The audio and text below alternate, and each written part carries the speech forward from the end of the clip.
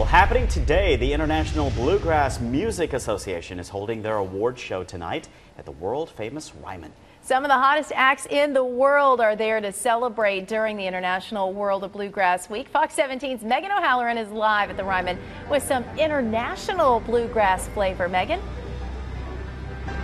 Good morning, Kelly. You know, I know it's early, but the fun is already getting started down here. We're on the steps of the historic Ryman Auditorium, and we've got the band playing in the background. And let me tell you about this.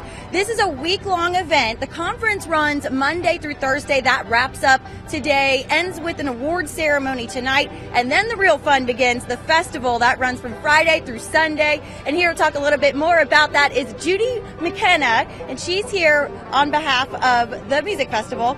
And this is a huge deal, obviously getting a lot of attention. And not only that, it's the last time that it's here in Nashville. That's correct. It's been here for the last 8 years, and the offices of IBMA will still be based in Nashville, but we're going to take it on the road for 3 years in Raleigh, North Carolina. So if people want to hear some prime bluegrass for Fan Fest, they need to come down this weekend.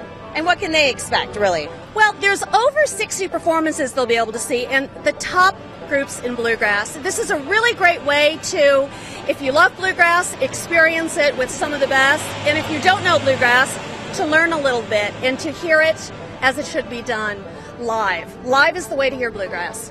Absolutely. And interestingly enough, Nashville has huge ties to the bluegrass, really, the history there. Absolutely. In fact, the historic Ryman is very much connected to bluegrass. A lot of Americans heard bluegrass for the first time when Bill Monroe, the father of bluegrass, played on the stage of the Ryman for the Grand Ole Opry, and it was heard worldwide on WSM. That is just incredible. And again, this is the last year it's being held in Nashville. The festival is picking up and moving to Raleigh for the next 3 years, so this is your last chance to come be a part of it if you want to do so. And we're going to turn now to Saab Watanabe, one of the bands featured in this weekend's festival, so we can hear a little bit of the music here.